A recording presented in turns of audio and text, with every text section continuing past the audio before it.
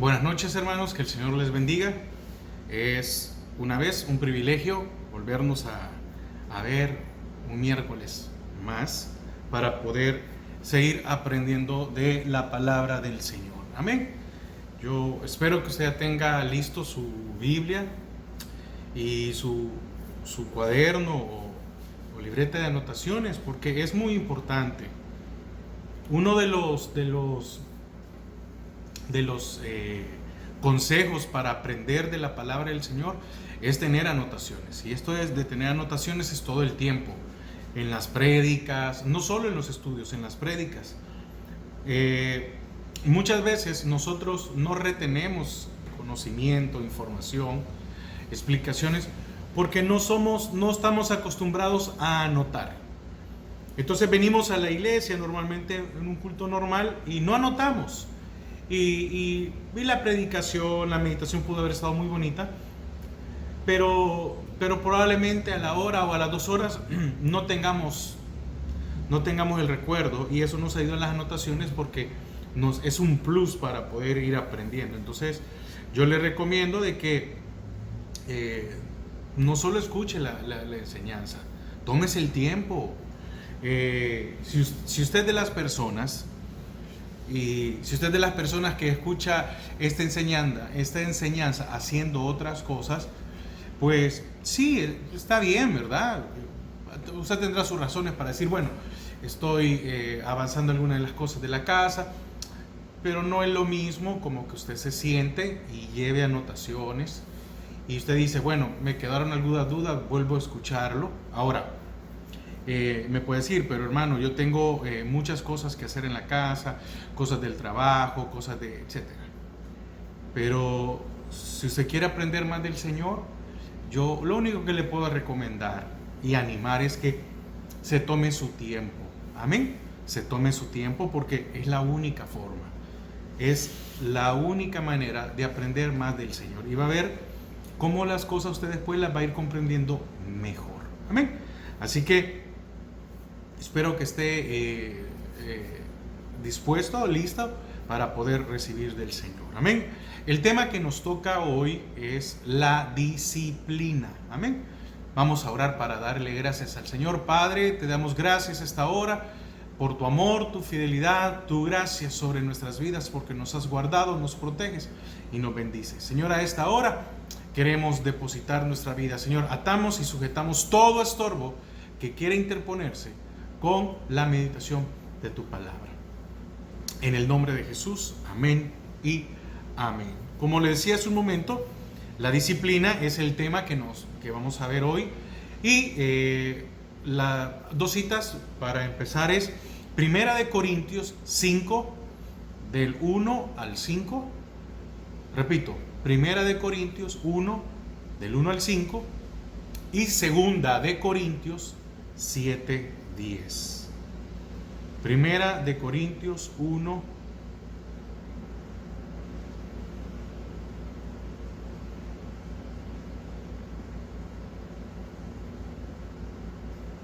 Dije Primera de Corintios 5, perdón. Primera de Corintios 5, del 1 al 5, ¿verdad? Y es un tema muy, muy delicado, porque la disciplina es muy delicado, y vamos a ver esto, porque vamos a ver esto que sucedió aquí en la iglesia de Corinto. Y dice, de cierto se oye que hay entre vosotros, está hablando a la iglesia, ¿verdad?, fornicación, y tal fornicación cual ni aún se nombra entre los gentiles, tanto que alguno tiene la mujer de su padre, y vosotros estáis envanecidos. ¿No deberías más bien haberos lamentado para que fuese quitado de en medio de vosotros el que cometió tal acción? Ciertamente yo, como ausente en cuerpo, pero presente en espíritu, ya como presente he juzgado al que tal cosa ha hecho. En el nombre de nuestro Señor Jesucristo, reunido vosotros y mi espíritu, con el poder de nuestro Señor Jesucristo, y aquí dice el veredicto del 5, el tal sea entregado a Satanás para destrucción de la carne, a fin de que el espíritu sea salvo en el día del Señor Jesús. Y la siguiente es Segunda de Corintios 7:10. Segunda de Corintios 7:10. Dice: porque la tristeza que es según Dios produce arrepentimiento para salvación, de que no hay que arrepentirse. Pero la tristeza del mundo produce muerte. Lo repito, pero la tristeza que es según Dios produce arrepentimiento ¿para qué? Para salvación, de que no hay que arrepentirse, pero la tristeza del mundo produce muerte. Amén. Tenemos que entender algo y con eso quiero partir, que Dios disciplina al que ama y azota a todo aquel que recibe por hijo. Es una parte muy fuerte, muy difícil y que es lamentable lo que se estaba dando en la iglesia de Corinto. Está mostrando que estaba pasando algo que no pasaba. Oiga, fíjese que dice ahí, lo vamos a ver un poquito más detenido adelante. Pero esto no pasaba ni aún con los inconversos, y la iglesia en Corinto lo había permitido. ¿Qué había permitido? Que un hijastro tuviera relaciones sexuales con su madrastra. Eso, porque dice, un tal caso de fornicación. Está hablando del hombre, del joven, como no dice la edad, del hombre, el cual dice que se ha acostado con la mujer de su padre. No era su madre, sino que era su madrastra. Entonces,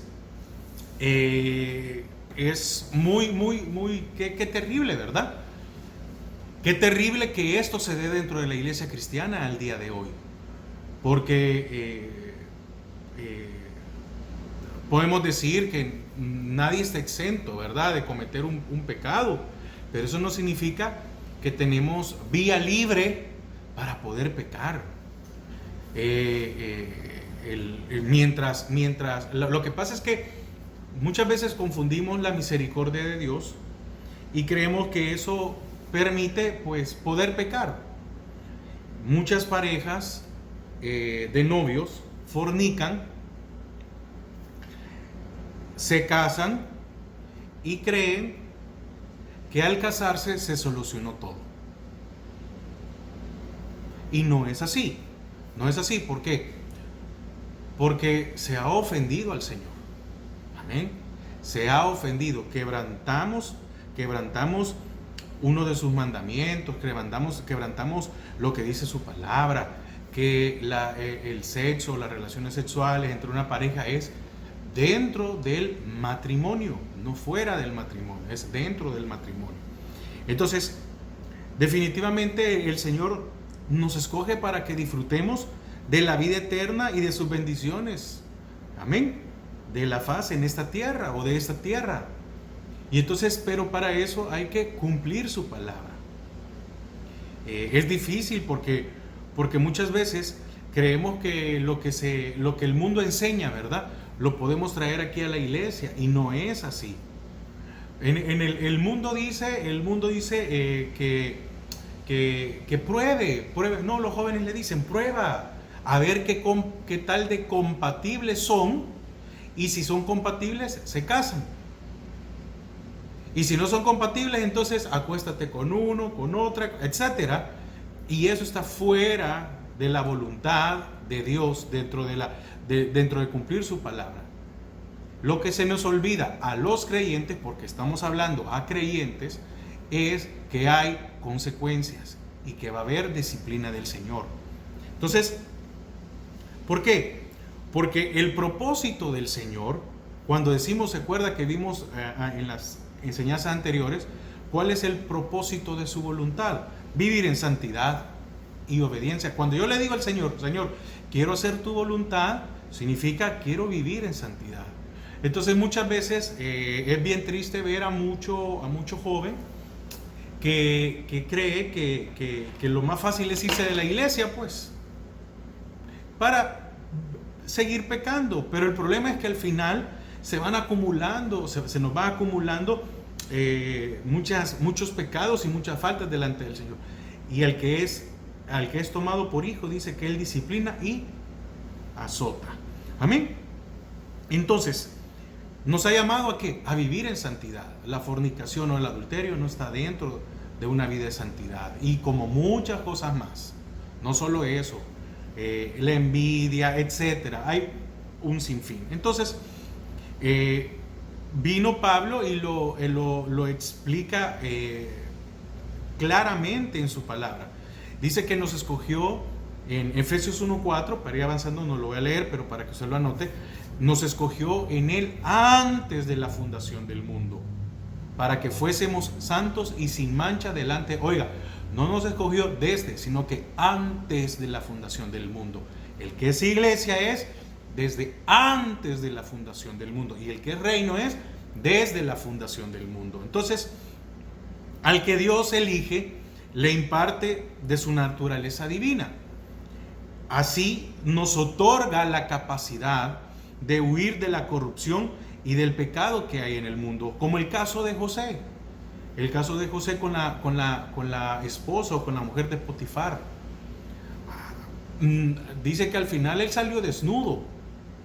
Y entonces, mire, hasta en el último momento, probablemente él estaba a punto de ceder, ¿verdad?, a la tentación y pudo huir. O puede ser que en la desesperación la mujer lo haya desvestido. La cosa es que huyó. Eso es lo importante que el Señor nos ha dado en nuestras vidas, para que podamos huir, no para que la enfrentemos. Amén. No somos superhéroes para decir, bueno, voy a esperar a que la tentación se me ponga enfrente para que vea que no puedo. No. El apóstol Pablo, si no estoy mal, le decía a Timoteo, huye. Oiga, no le dice enfrenta, afróntalas, tú di que tienes la capacidad. Huye de las pasiones juveniles. Amén. Entonces, ya que el Espíritu Santo mora en nuestras vidas, Él es el que nos da de esta nueva naturaleza, que nos lleva a la limpieza y a la santidad. Por eso es necesaria la disciplina. ¿Por qué es necesaria la disciplina en la vida de un niño? Bueno, porque si usted no lo corrige de pequeño, él no va a tener límites y va a querer hacer lo que quiera, y van a haber consecuencias.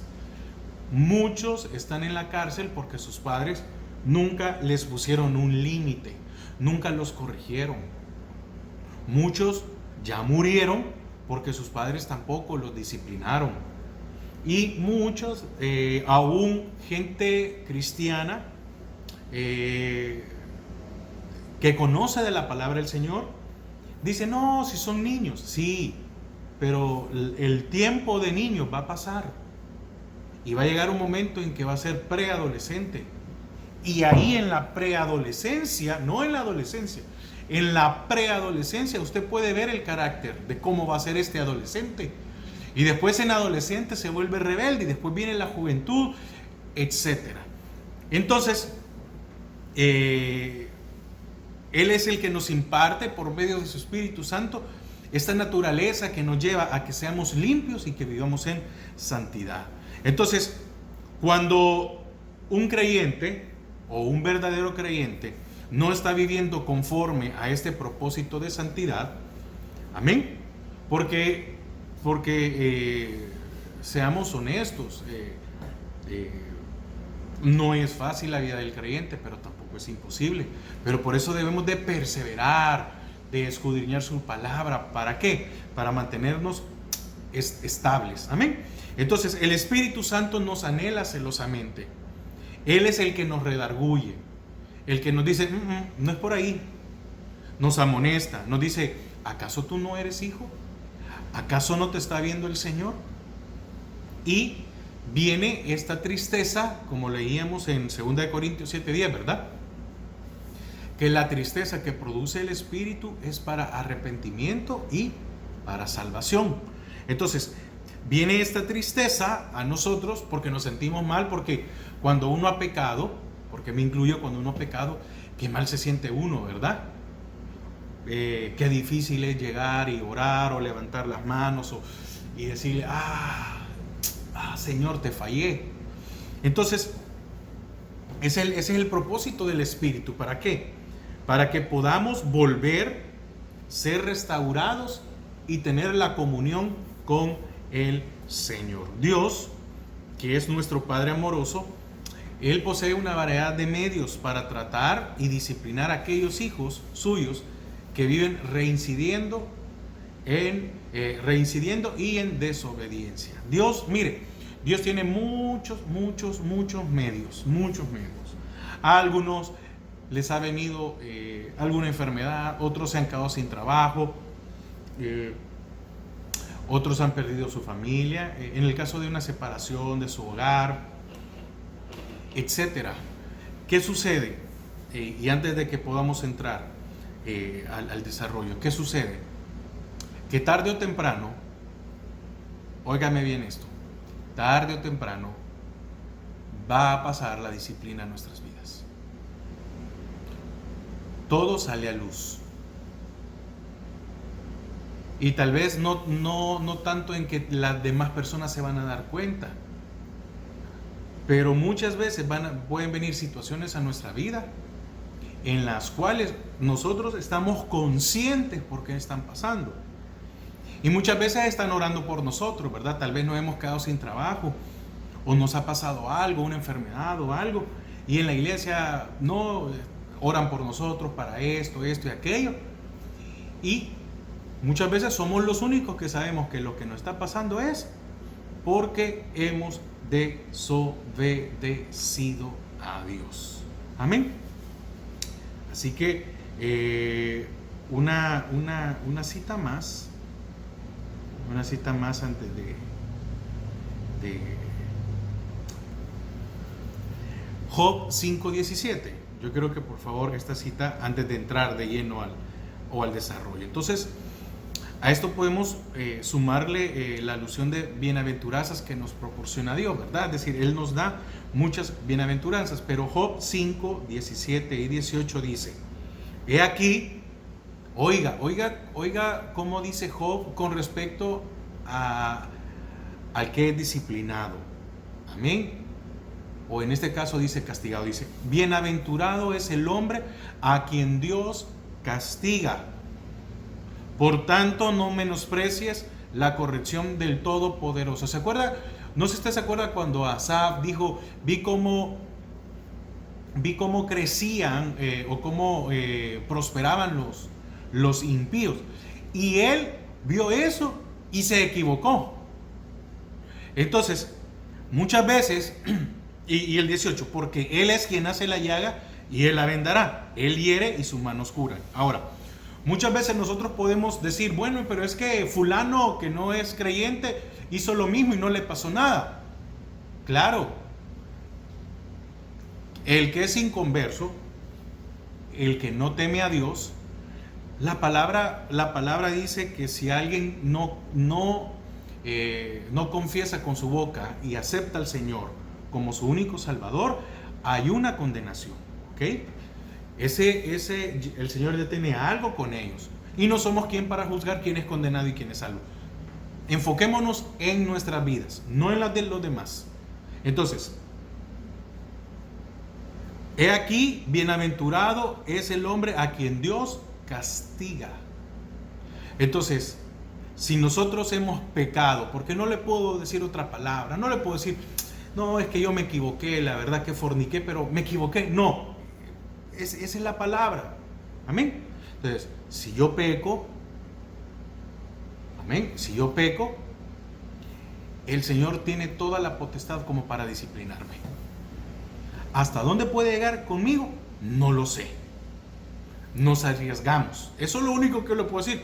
Nos arriesgamos. Eso es lo único. ¿A dónde? ¿Cómo puede ser el trato de cada uno? Nos arriesgamos. Pero aunque eso nos llevara a la muerte, seríamos bienaventurados porque está habiendo salvación para nuestra alma. Fíjese la misericordia, es que puede entender la misericordia de Dios. Que al final alguien murió, pero se salvó su alma. Y cualquiera puede decir: pero era para que lo destruyera. Sí, pero se salvó su alma. Amén. ¿Por qué? Por lo que vamos a ver, vamos a ver ahorita entrando, ¿verdad? Volviendo otra vez a Primera de Corintios 5,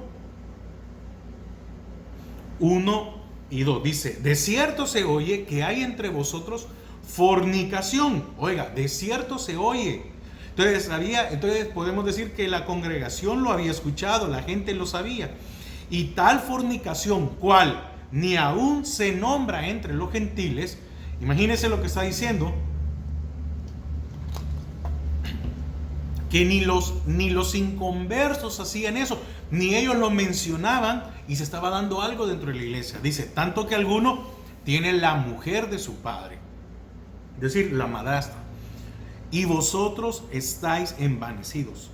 Oiga, viene el apóstol y le dice, ¿no deberíais más bien haberos lamentado para que fuese quitado de en medio de vosotros el que cometió tal acción? Amén. Entonces, primer punto que vamos a ver es la inmoralidad señalada. ¿Por quién? Por el apóstol Pablo. Mire, como literal A de este punto, digamos, yo le pongo, he puesto uno como en romano, para que se me entienda, literal A. La ciudad de Corinto era famosa por su opulencia y comercio. Amén. Esto se debía a la ubicación geográfica que tenía esta ciudad de Corinto, constituyéndose así en un punto estratégico y de suma importancia. También era conocida y famosa porque se apreciaba de culta, ¿sí? Era una ciudad muy culta y poesía, abundancia de estudios, talleres, salones de retórica, escuela de filosofía. Sí, hay muchas ciudades hoy, ¿verdad?, que son muy cultas. La gente dice, voy a ir a tal lugar porque ahí hay mucha cultura, mucho teatro, etcétera, ¿verdad? Escuelas de filosofía, salones de hablar bien, retórica. No obstante, la ciudad no era más conocida por su riqueza y cultura que por sus vicios y corrupción moral. Eso es normal. Así como una ciudad puede tener mucha cultura, muchas cosas buenas, se queda corto versus la inmoralidad que se mantenga en esto. Amén. Así es. Entonces, esta era una ciudad portentosa, ¿sí?, visitada continuamente por innumerables marineros que se encontraban lejos de sus hogares. Era un puerto, la ciudad de Corinto era un puerto, y entonces llegaba una cantidad de extranjeros, ¿verdad?, marineros, que se encontraban lejos de sus hogares. Llegó a ser un centro de inmoralidad. Usted entiende, ¿verdad?, a qué llegaban ellos. Es decir, estos llegaban a satisfacer una necesidad física. Entonces, eso abundaba. Entonces, era normal que hubieran lugares de esto, ¿verdad? Entonces, a tal grado, oiga, que la palabra corintializar, oiga, era sinónimo de fornicar, amén, y de tener un libertinaje lujuriosos. Era una ciudad depravada, en pocas palabras. Entonces, cuando decía alguien vamos a corintializar, era, bueno, vamos a tal vez imagínense los marineros. Entonces significa que abundaba la prostitución en esa ciudad, a tal punto de que había un libertinaje lujurioso. Amén. Entonces es increíble, ¿verdad?, lo que podemos entender de esto. Entonces, ¿y qué sucedió? Que la inmoralidad predomina hasta en la religión. Predominaba también, y predomina, pero predominaba hasta en la religión. ¿Por qué? Porque en el templo de Venus, que estaba ahí en Corintio, se realizaban actos inmorales y degradantes. No vamos a entrar en detalles, no es necesario. Pero aún la religión lo permitía. Entonces, cualquiera en nombre de la religión iba a adorar a sus dioses, o al dios de Venus, o la diosa Venus, y adicionalmente a eso había una depravación ahí, ¿verdad? Entonces, en esta ciudad se funda una iglesia cristiana. en una comunidad tan inmoral y pecadora como lo era de Corinto. Y fue una prueba notable del poder del Evangelio. Si usted ve, cuando estudiamos Corintios, nos damos cuenta de que muchas veces, no muchas veces, que nosotros, digamos, la iglesia está, ¿cómo se llama? Estoy hablando en general, ¿verdad? Se ha fundado una iglesia en medio de este mundo tan depravado. Cada día más y más y más. Imagínense cómo habrá sido Sodoma y Gomorra para que el Señor mandara fuego sobre ella. ¿A qué niveles de inmoralidad llegó Sodoma y Gomorra? O antes de Noé, para que tomara el Señor de matar a toda la humanidad y solo dejar a Noé y su familia. Entonces, era algo probablemente muy espeluznante, ¿verdad? El hecho de la ciudad, probablemente se podía ver una ciudad muy bonita. Déjeme ponerlo así, porque no creo yo que haya sido una ciudad lúgubre, una ciudad vieja. No, tuvo que haber sido exteriormente una ciudad, una ciudad muy llamativa, pero detrás de todo esto llamativo se escondía una depravación. Así es, el mundo nos ofrece algo llamativo y detrás de esto hay una depravación. Y si no, usted se da cuenta, no quiero mencionar nombres porque no nos interesa, pero usted se da cuenta con las últimas noticias que uno va viendo poco a poco, cómo es el ámbito detrás de todo esto del hacer películas. ¿Sí?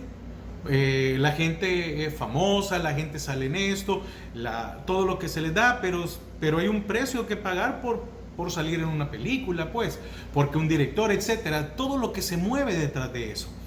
Entonces, aquí vemos, como leímos en el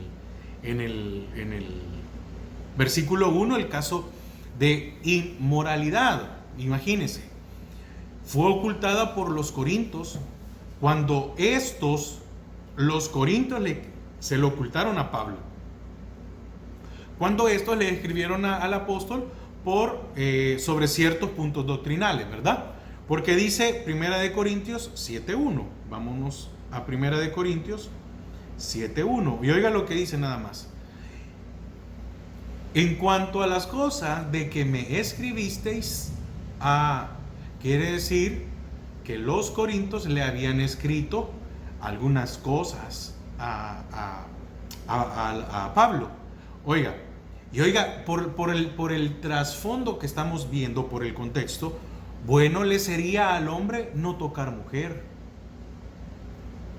Dice 2, pero a causa de las fornicaciones, cada uno tenga su propia mujer y cada una tenga su propio marido. Fíjese, con esos dos versículos hasta ahí, nos estamos dando cuenta de todo lo que estaba pasando por la ciudad, ¿verdad?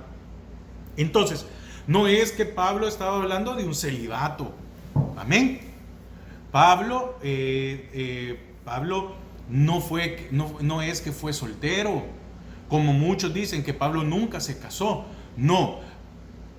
Pablo, para poder cumplir la ley que él dice que la había cumplido y para poder estar en tomar decisiones de lo que pasó con Esteban y todo lo demás, él tenía que cumplir la ley. Y la ley decía que para poder estar en esa posición en la cual él llegó, él tenía que tener más de 40 años o 40 años o más y estar casado. Entonces estaba hablando un hombre con el conocimiento de la palabra, con el conocimiento de que era haber tenido de estar casado, porque al final no sabemos qué pasó con la familia de Pablo. Probablemente lo abandonaron, ¿sí? Tal vez dijeron, bueno, este ya no es el hombre poderoso que era y ahora un simple predicador. No sabemos, pero tenía que haber estado casado. Entonces él, en base al conocimiento y a la autoridad que el Señor le había dado, dice, en cuanto a las cosas que me escribiste, bueno le sería al hombre no tocar mujer, pero está hablando de no fornicar, ¿sí? De no fornicar. Eso estaba hablando de que había que esperarse hasta el matrimonio, pero dice, pero a causa de las fornicaciones, Porque podían decir, bueno, como estamos viviendo en Corinto, donde aquí pues es el pan diario, no. Cada uno tenga su propia mujer y cada uno tenga su propio marido. Es decir, cásense, está hablando a los creyentes. Entonces, 1 Corintios 8.1, ahí mismo en Corintios 8.1, dice, en cuanto a lo sacrificado a los ídolos, estaba contestando el apóstol, ¿verdad? Estoy para que usted recuerde, ¿qué estamos viendo ahorita? De que le ocultaron al apóstol lo que estaba pasando dentro de la iglesia. Y él está ahora respondiendo de lo que ellos le habían consultado. Dice, en cuanto a lo sacrificado a los ídolos, sabemos que todos tenemos conocimiento. El conocimiento envanece, pero el amor edifica. 12.1, 1 Corintios 12.1. No quiero, hermano, que ignoréis acerca de los dones espirituales. Pablo les estaba contestando lo que ellos habían preguntado, pero omitieron lo del caso de la fornicación dentro de la iglesia. Entonces, sin embargo, y también 16.1, para que usted lo tenga anotado ahí, 1 Corintios 16.1. Sin embargo, este escandaloso incidente, porque fue escandaloso, de pecado, llegó a los oídos de Pablo de una forma indirecta. 1 Corintios 1.11, no lo vamos a buscar, pero usted lo anota. Lo vimos en una de las enseñanzas anteriores, en donde cuando los de Coré le informan a Pablo con respecto a cómo se estaban comportando con la cena del Señor. Entonces, qué bendición, mire, qué bendición para los de Corintios, o los de Corinto, la iglesia en Corinto, de que había alguien, mire, que había alguien que era celoso de las cosas del Señor y le informaba al apóstol y le decía, es esto, y pudo haber corrección. Muchas veces nosotros nos enojamos con aquel que decimos que es metido, que no sé por qué está. Mire, leíamos, ¿verdad? Bienaventurado al hombre que Dios castiga. Es que así es. En el momento no nos gusta, en el momento nos molesta, en el momento decimos, pero es que a usted no le importa, pero es que la corrección es necesaria en nuestras vidas. Entonces, indirectamente el apóstol Pablo les hace ver que la falta del culpable era en verdad muy grave. Lo que había cometido este hombre era muy grave. El pecado consistía relacionándose inmoralmente con su madrastra. Y como repito, como decía un momento, ni los paganos inconversos hubieran tolerado tal acción, a pesar de su nivel moral tan bajo. ¿Entiende esto? Es decir, estaban en una ciudad tan depravada, pero aún que eran tan depravados y una moral tan baja, no permitían que tal cosa sucediera dentro de su sociedad y dentro de su suciedad que tenían, ¿verdad? Entonces ni ellos permitían. Y fíjense que el apóstol cómo les hace ver, pero esto no puedo decir, como déjenme un momento imaginarme, ¿verdad? El apóstol Pablo diciendo, no puedo creer que ustedes toleren esto y no lo toleren estos que están perdidos. Amén. Entonces aquí vemos que hubo silencio e indiferencia de parte de ellos. Entonces, a manera de sanción, en favor de aquel transgresor e inmoral, amén, ¿sí? Los cristianos de Corinto todavía se jactaban de sus propios líderes. Ellos estaban en otra cosa, menos en lo importante. Entonces, los de Corinto se callaron y fueron indiferentes. Imagínense, porque ellos estaban más llenos de contiendas y de luchas en cuanto a quién lideraba mejor, ¿verdad? Se da cuenta que muchas veces sucede lo mismo. Muchas veces está sucediendo un montón de cosas, los líderes se pelean por todo y lo que está pasando muchas veces alrededor no tiene importancia y es grave. Entonces, estaban llenos de contiendas, de luchas en cuanto a sus partidos y maestros favoritos. Y por eso les dice que estaban tan envanecidos. Y les dice, no deberíais más bien haberos lamentado. Regresemos a 1 Corintios Primera de Corintios 5.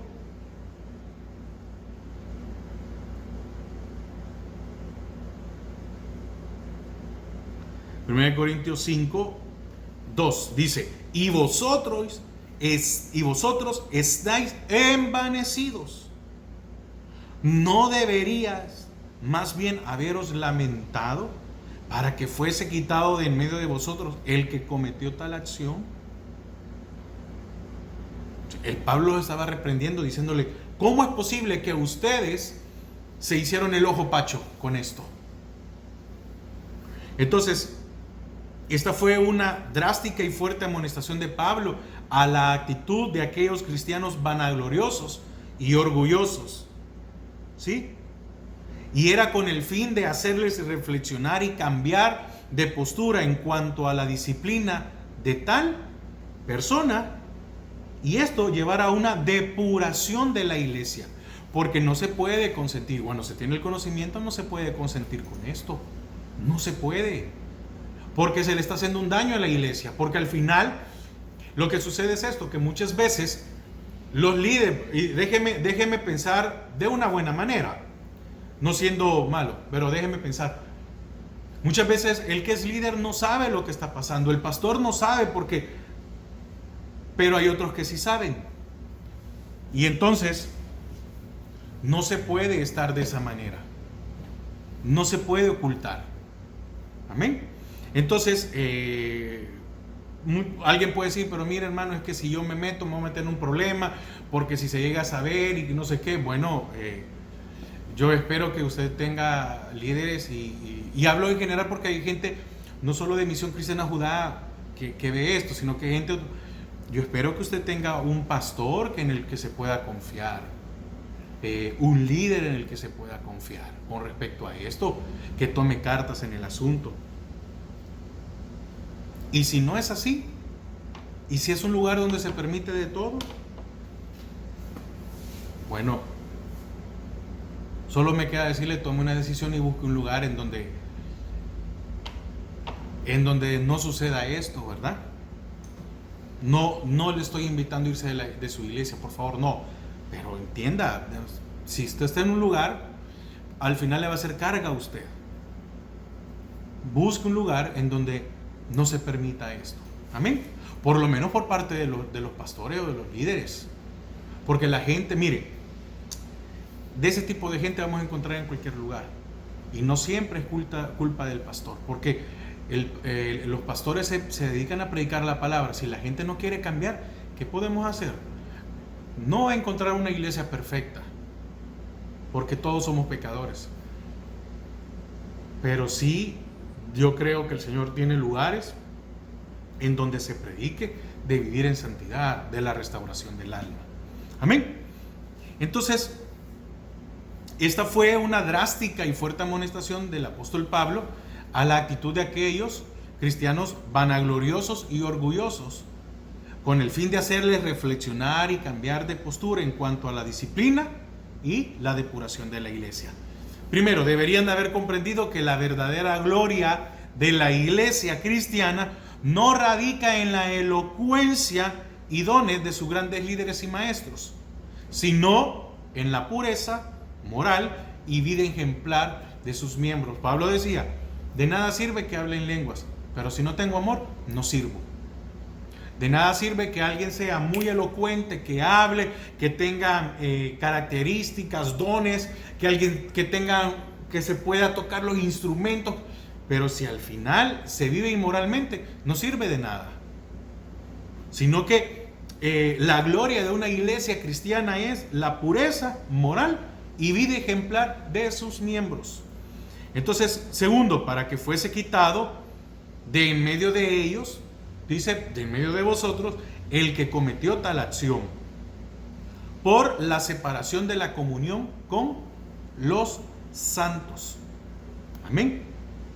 Y así fue como el incestuoso, porque al final el que había cometido incesto fue llevado al arrepentimiento. Entonces, en la iglesia cristiana la disciplina poseía dos aspectos. Había una forma severa y una liviana. La primera consistía en la separación absoluta de la confraternidad, es decir, habían dos tipos de disciplina. Una era sacarlo por completo de la iglesia, así, y no participaba con nada.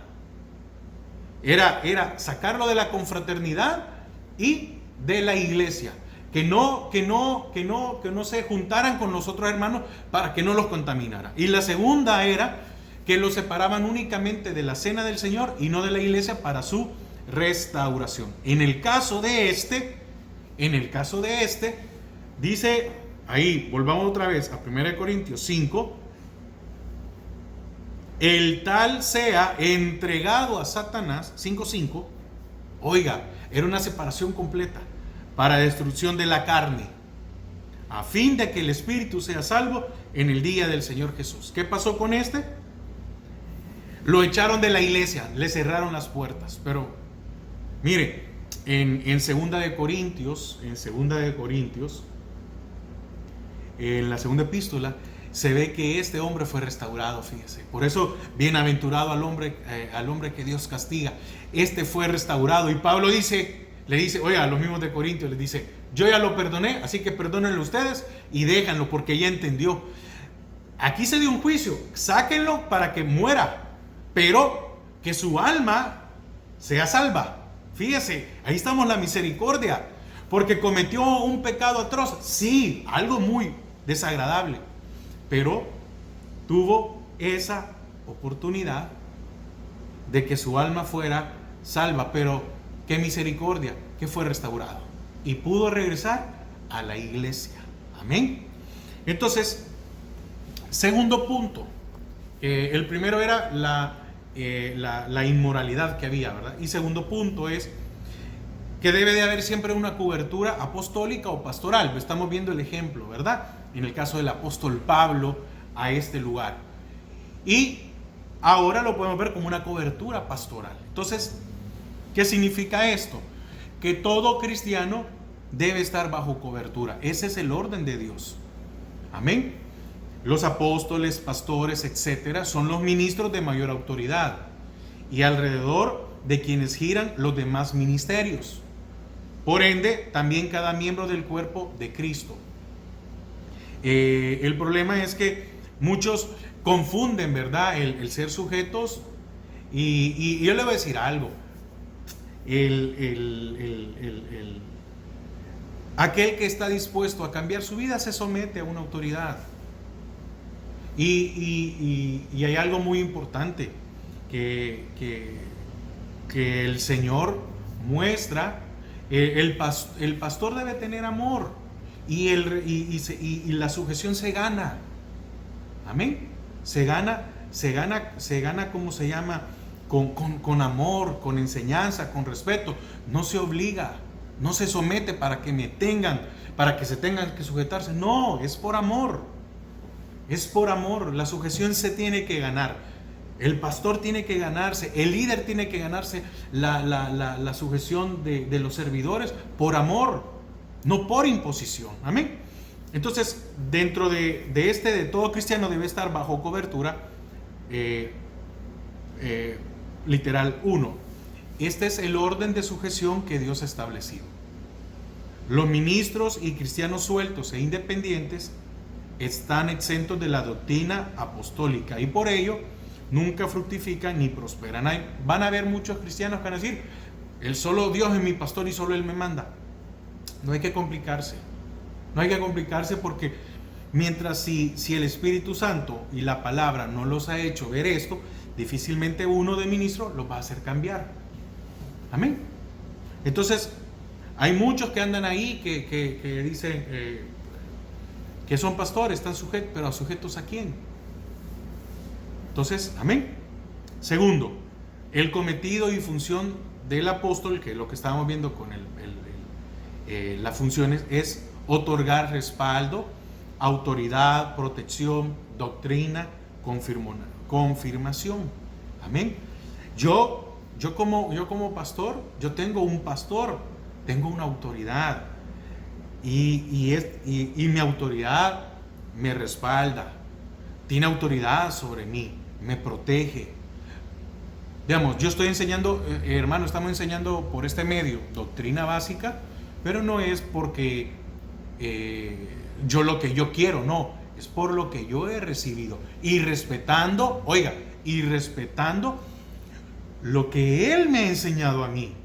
Amén. Eso es estar bajo autoridad. Yo no voy a venir aquí y decir, bueno, es que esto a mí no me importa, no me interesa, yo no lo veo de esta manera, lo voy a cambiar. No, yo tengo que entender, esto es ok, porque es lo que Dios le ha dado a él. Amén. Entonces, ministerialmente hablando, el apóstol Pablo es la cabeza con la que Dios trata, y por eso tanto él a quien Dios le pedía cuenta de todos los bienes confiados. Es decir, imagínese todas estas iglesias que Pablo había ido a predicar. Entonces él tenía toda la autoridad porque Dios le iba a pedir cuentas a él. Entonces, Dios le va a pedir cuentas a mi pastor de lo que yo he hecho. Pero Dios me va a pedir cuentas a mí de lo que yo he hecho con el pueblo que Dios me ha dado. No importa si es pequeño o grande, no importa. Nos van a pedir cuentas a los que somos ministros. Amén. Y Cristo dijo que todo lo que atéis en la tierra será atado en el cielo. Mateo 18:18, para que se lo busque. Entonces, Pablo, haciendo uso de esta autoridad conferida por el Señor, ya había decidido que debía hacer lo mismo que hubiera hecho de haber estado presente en el cuerpo. Oiga, por eso él dice, aunque yo estoy ausente, pero presente con mi espíritu, reunidos vosotros y mi espíritu, y vamos a juzgar. Y fue, échenlo. Entonces, de hecho, describe el solemne acto de disciplina como si estuviera realizándolo él. Ya como presente he juzgado, dice, tal cosa he hecho. Así que, ¿y cuál fue la resolución? El tal sea entregado a Satanás para la destrucción de su carne. ¿Qué estaba haciendo ahí Pablo? Retirándole la cobertura apostólica y ministerial sobre la vida de esta persona. Ahora, yo sé que se fue el tiempo, se nos ha acabado el tiempo, pero tienen que entender algo. Aquí no estamos ocupando como muchos manipulan esto. Muchos hablan de la cobertura apostólico-pastoral y hablan de una manera de imposición, metiéndole miedo a la gente. Si usted se sale de la cobertura que yo le doy, usted se lo va a comer el diablo, se lo va a destruir. No, no estaba hablando de eso. Pablo no está hablando de eso. Porque yo soy pastor y Dios me ha dado un pueblo al que yo debo de cuidar, no de maltratar. Pero al final estas almas no son mías, estas almas son del Señor. Amén. Aquí Pablo está haciendo una cosa muy diferente. Pablo estaba limpiando la iglesia para que no se repitiera esto. Él no podía permitir, porque el día de mañana entonces iba a haber otro, iba a haber otro, iba a haber otro. ¿Me entiende? No, había que hacer algo drástico respecto a la autoridad que Dios le había dado. Y esto drástico llevó al arrepentimiento y restauración de este hombre que había cometido incesto. ¿Ve? Entonces, cuando Pablo le retira la cobertura, es porque él no quiso someterse a la palabra de Dios, no porque él vino y dijo, bueno, si te sales te va a destruir. No, no era eso, no era un miedo. Amén. Y hay un ejemplo, ¿verdad? El de Abraham y Lot. El hecho de ser entregado a Satanás, oiga, era una especie de castigo aplicado en casos extraordinarios, en el que el transgresor era reincidente e incorregible. Significa que había sido reincidente y incorregible. Era entregado en cuerpo y mente por la autoridad de Dios al poder de Satanás, para ser tratado con enfermedades, problemas y temores de toda índole. Amén. Ve, aquí es que era algo extraordinario. Entonces hay muchos que por retener a la gente o dominar o subyugar a las personas dentro de la iglesia, les dicen es que si te sales de la cobertura te va a destruir, disculpen la palabra, te va a hartar el diablo, porque así se ha escuchado. No está hablando de eso, está hablando de que eran casos extraordinarios en donde el transgresor era reincidente e incorregible, ya no se podía hacer nada. No se podía tener ahí porque iba a corromper, iba a hacer más daño. Entonces, Dios guarda y protege al que es hijo. Y si es necesario disciplinarlo, lo hace. Porque lo ama y no quiere que se pierda. Llegó un momento en que estaba Abraham y Lot. Y se acuerda que era un problema entre los pastores. Entonces viene Abraham, muy sabio, y le dice, ¿sabes qué? Ya no podemos vivir juntos. Y la bendición de Lot, él se equivocó, porque él creyó que él era el que producía. La bendición de Lot era porque estaba bajo el cuidado de su tío. ¿Qué pasó cuando él se sale de la cobertura? Pero ¿quién motivó a esta separación? ¿Abraham? No, Lot. Porque Lot tenía que haber puesto quieto a sus pastores y no lo hacía. Era una provocación la de Lot. Lot provocó a que se separaran. Llegó un momento en que Abraham dijo, no, esto es inevitable, nos vamos a separar. ¿Y cómo le fue a Lot? Mal. ¿Cómo terminó Lot? Sin nada. Lo perdió todo. Pero al final se habla del justo Lot. Amén. Al final se habla del justo Lot. Entonces, al que es hijo, Dios los guarda y lo protege y lo corrige. Porque lo ama y no quiere que se pierda. Amén. De este principio deriva la seguridad de nuestra salvación. Por eso Pablo decía que ni la muerte, ¿verdad?, nos podrá separar del amor de Cristo. Entonces, termino con eso. Yo sé que hoy me pasé unos minutos más, pero no quería dejarlo en continuación para que cerráramos el tema. Hermanos, cumplamos su palabra. No nos queda de otra. Trae bendición. Pero también, así como hemos tenido el valor de fallarle al Señor, también afrontemos su disciplina en nuestras vidas. Porque su disciplina es para corregirnos y para restaurarnos. Amén. Para eso es. Su disciplina no es para destruirnos. Y a pesar de que este hombre hizo y deshizo y tuvieron que echarlo de la iglesia, en 2 de Corintios, lo vuelvo a repetir para que le quede claro, vemos a un hombre restaurado, en donde Pablo dice, yo ya lo perdoné, déjenlo. Vemos a un Lot que al final fue salvada su vida. Amén. Fue salvada su vida. Pero lo mejor es que cumplamos su palabra. Amén. Que el Señor les bendiga. Hasta aquí llega el tema de la disciplina. Siempre, hermanos, si tiene alguna duda, pues escríbala. Y le recomiendo. Yo sé que muchas veces voy un poco rápido y que es mucho material. Tal vez muchos puntos. No sé, yo quisiera saber también algunos de sus comentarios. Si voy muy rápido, yo quisiera que usted, por favor, me lo comparta. Si voy muy rápido, si es mucho material, si quisiera que temas como este, hoy lo vimos en un tema, lo extiendo un poquito más, lo haga más lento, etcétera. Pero para mí siempre es una bendición. Amén. Pase una feliz noche y oro para despedirnos. Padre, te damos gracias a esta hora por tu amor, tu misericordia. Que podamos, Señor, en esta noche entender que tu disciplina es para beneficio de nuestras vidas. Por eso David en el Salmo 51 decía, límpiame más y más de mi maldad. Gracias, Padre, porque con amor eterno nos has amado. En el nombre de Jesús. Amén y amén. Hermanos, que el Señor les bendiga.